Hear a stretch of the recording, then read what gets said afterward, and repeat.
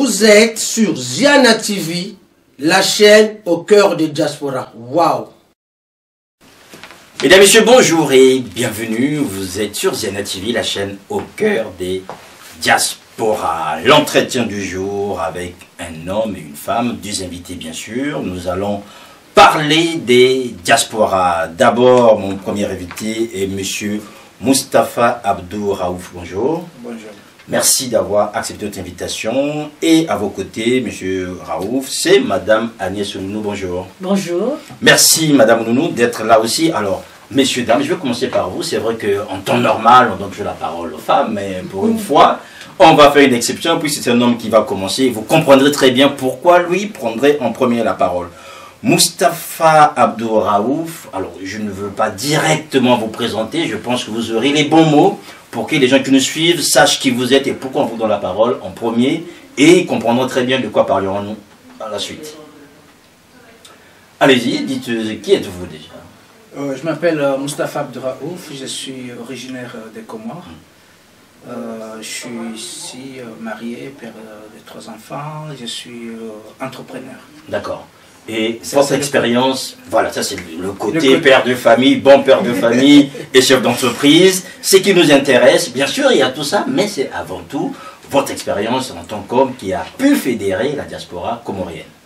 Je vais parler plutôt d'un retour d'expérience. C'est ça, mais c'est ce que nous allons partager ici. En fait. Voilà, j'ai créé une première société en ingénierie informatique que j'ai fermé une partie, vendu l'autre partie et pour m'occuper un petit peu de ma famille.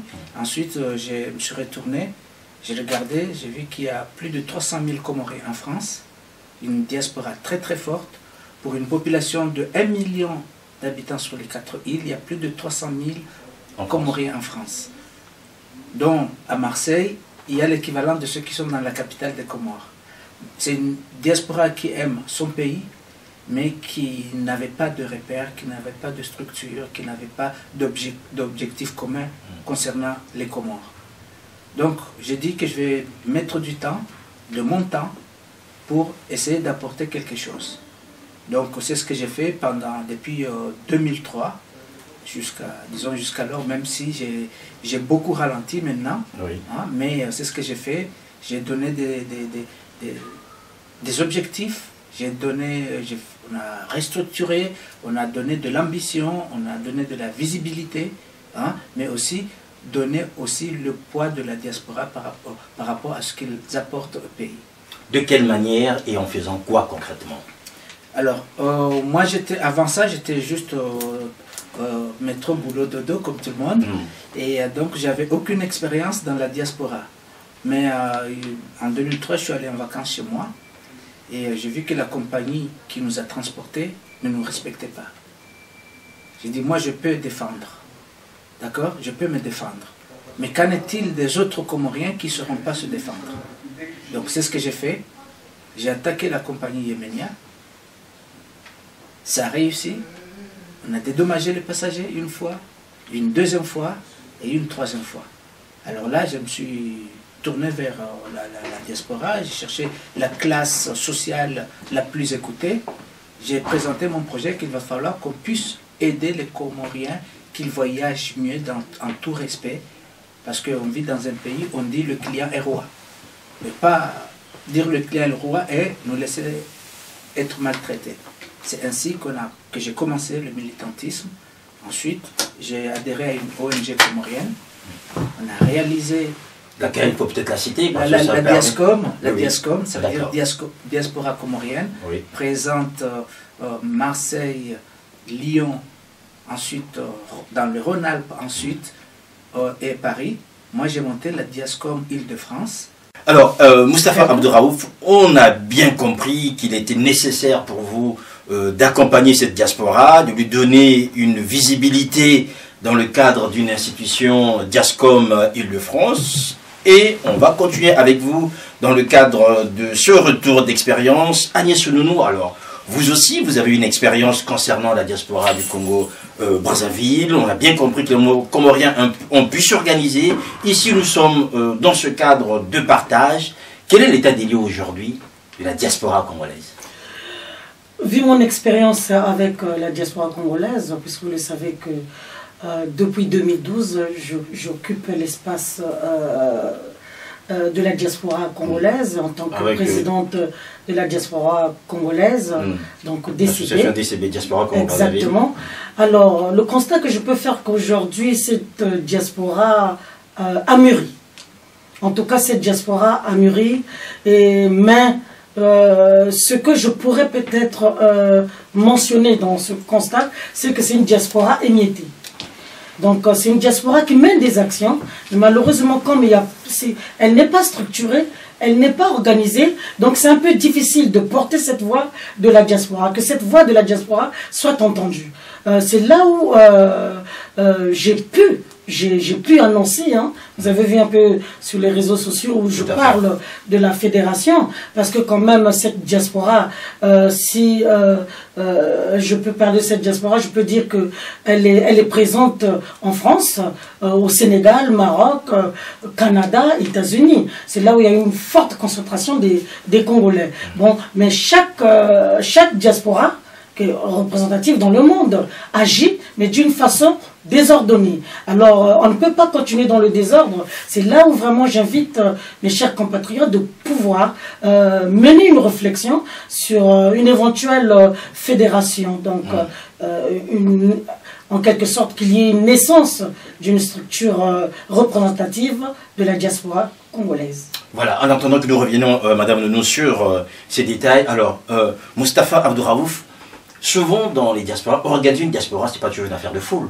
Il faut parfois un homme, une femme qui se lève. Ça a été votre cas en fait. Vous avez constaté que les compatriotes voyageaient dans de très mauvaises conditions. Vous avez pris vos responsabilités, vous vous êtes levé et vous avez mené une action qui aujourd'hui bénéficie à tout le monde. Effectivement, il faut, comme je l'avais dit à Madame Onou, il faut toujours un porte-drapeau. Quelqu'un qui se sacrifie, qui se dévoue. On va le crier, on va le critiquer, on va le malmener, mais l'objectif qu'il mène est au-dessus de sa personne. Et c'est ce qu'il faut faire. Il faut vraiment se dévouer, dire ok, ce que je fais pour ma communauté, je le fais pour mon pays. Quel que soit, les gens doivent me juger sur résultat et non pas sur des intentions. Parce que c'est comme ça que ça se passe. À lui, il fait ça parce qu'il veut ceci, il veut cela. Moi, j'étais jugé sur résultat. Ma foi, c'était bon parce que j'ai refusé des mandats politiques. Je reste dans la société civile pour que les gens qui me font confiance puissent continuer à me faire confiance, à œuvrer avec moi, avec notre structure, et jusqu'à ce que l'État comorien a reconnu la Diascom comme étant l'organe représentatif de la diaspora. Quand il y a eu en 2006 la conférence des bailleurs de fonds à l'île Maurice pour les Comores, la Diascom était présente. Quand il y a eu des accords entre la France, l'État français et l'État comorien en 2005, on a été invité mais on n'était pas signataire, on a claqué la porte parce que le texte ne convenait pas dans le cadre. Nous, ce qu'on veut, c'est la défense de l'unité et de l'intégrité des Comores. Toute action ou tout accord qui va dans le sens contraire, on n'est pas partie prenante, on joue notre rôle de société civile, on critique, on le fait savoir. On a fait annuler pas mal de décisions de plusieurs gouvernements comoriens qui ont voulu aller contre l'unité et l'intégrité des Comores. Voilà, un travail, je dirais, de longue haleine, un travail de pionnier. Agnès Nounou, quand on vous entend, on comprend très bien que ce n'est pas aussi facile que ça. Et pourtant, depuis 2012, comme vous le dites, vous avez pris votre bâton de pèlerin afin de pouvoir, je dirais, accompagner cette diaspora congolaise. Les difficultés sont nombreuses. Vous comprenez aussi que c'est une diaspora quand même, je pense aussi du côté de Comores, qui est assez politisée.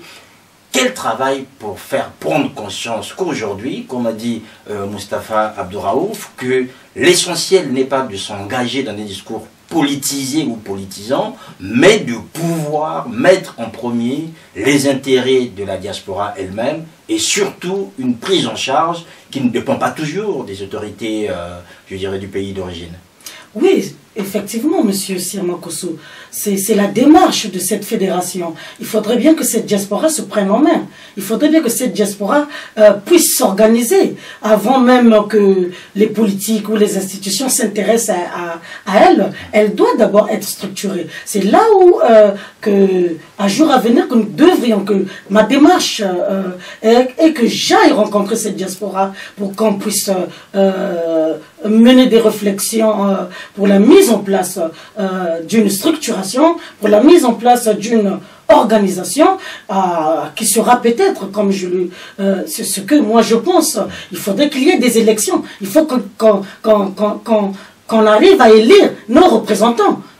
Parmi ces leaders politiques, parmi les leaders d'opinion, nous sommes ici sur la place de Paris, nous nous connaissons tous. Donc cette diaspora homogène, cette diaspora, je peux dire que est conçue de plusieurs types ou profils d'individus. Et souvent qui s'opposent aussi, hein, des profils quand même très opposés et parfois qui ne facilitent pas le travail. Oui, qui s'opposent parce que actuellement cette diaspora a les yeux sur la politique.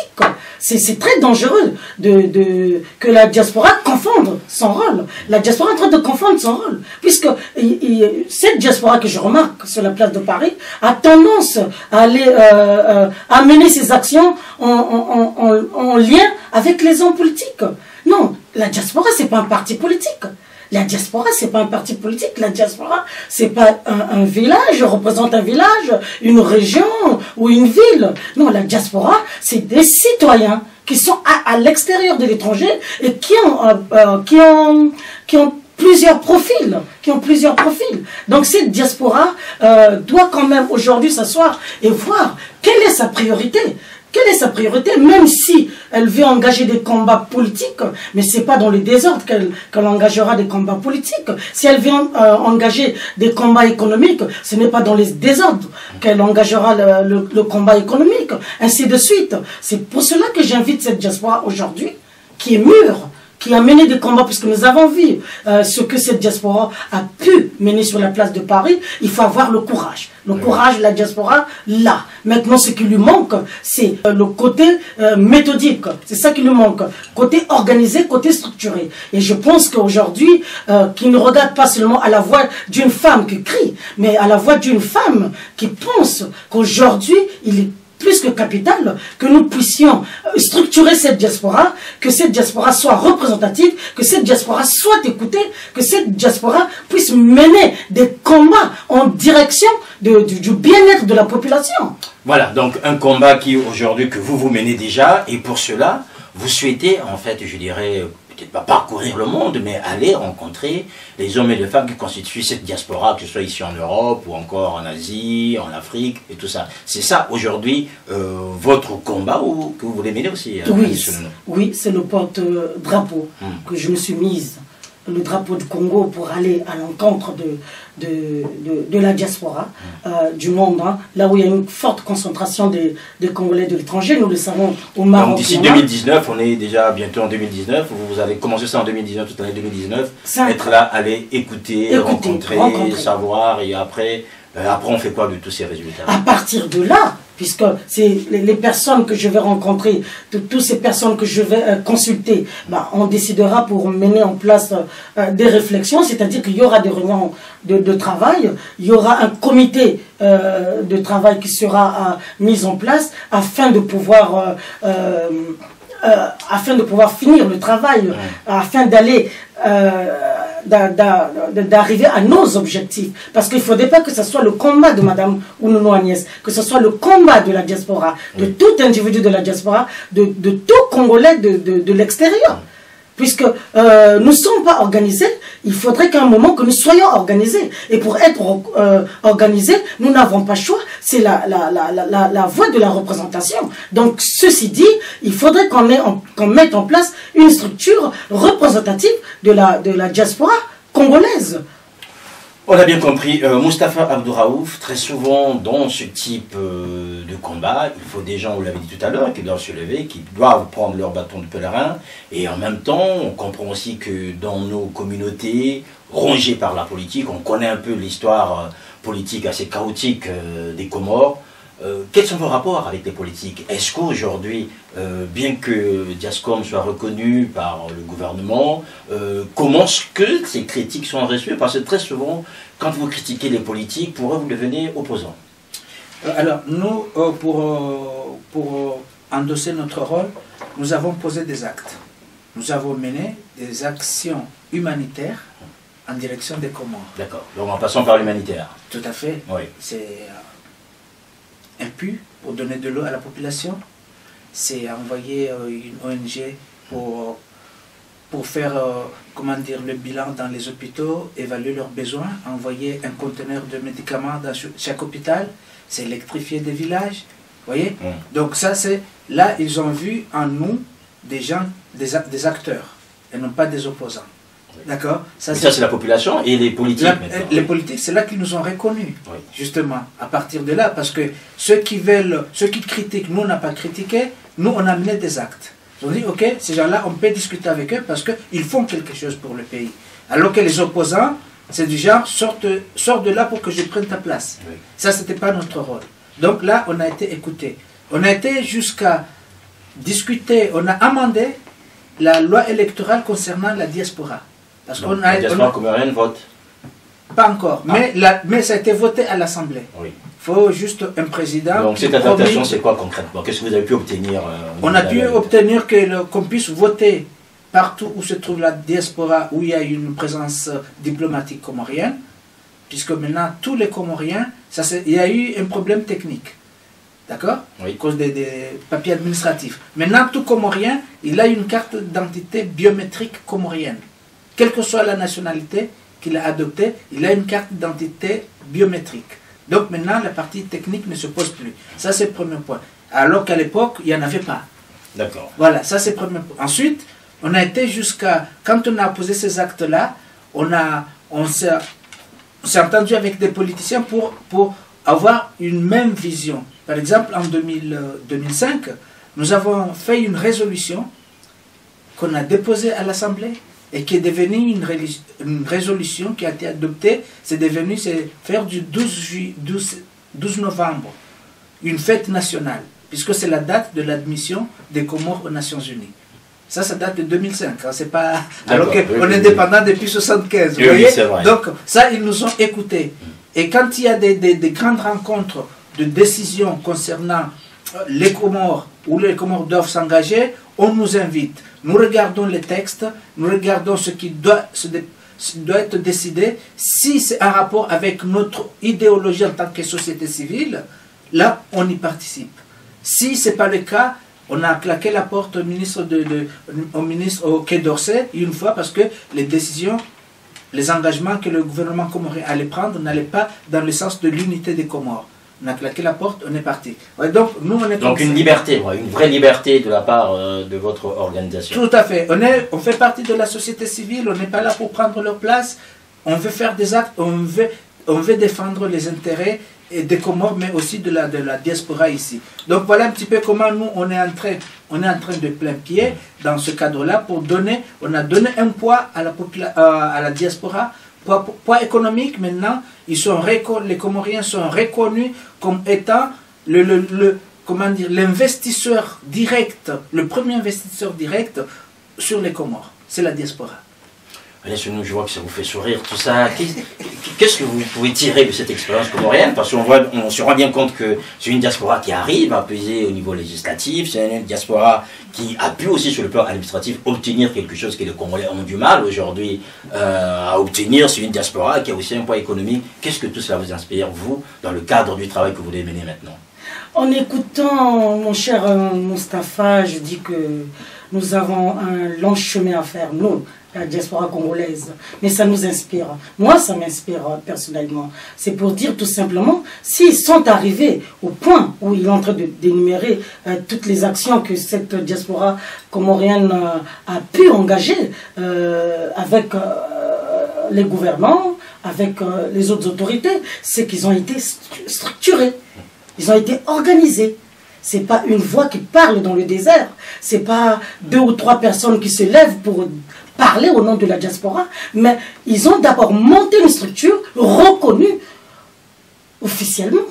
Il faut qu'il y ait une structure reconnue. À partir de cette structure reconnue, tous les Congolais de l'extérieur vont adhérer à cette structure représentative pour pouvoir porter les sujets de la diaspora, pour pouvoir porter les sujets qui concernent aussi le bien-être de nos parents. Parce qu'on ne peut pas parler au nom de la diaspora, parce que la diaspora est diverse. Vous ne pouvez pas parler au nom de la diaspora si ce n'est pas structuré, si ce n'est pas représentatif. C'est là où je vais emmener le Congolais. C'est là où je suis en train de dire aux Congolais de l'extérieur, il est temps pour nous de se structurer, il est temps pour nous de fédérer, il est temps pour nous de mettre en place une organisation qui va porter nos revendications, qui va porter nos propositions, qui va porter même nos investissements.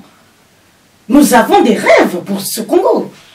Nous avons des projets pour ce Congo. Mais malheureusement, nous rencontrons des difficultés. Même au niveau, au sein de la diaspora, nous avons des problèmes à résoudre du côté diplomatique. On peut parler de beaucoup de choses, mais je laisse le temps. Mais je m'arrête tout simplement là pour dire que le besoin est pressant, le besoin est là. Aujourd'hui, nous devrions mettre nos égos de côté et se structurer, s'organiser pour que cette voix soit représentative au niveau des institutions, au niveau de nos autorités, hein, au niveau de nos autorités.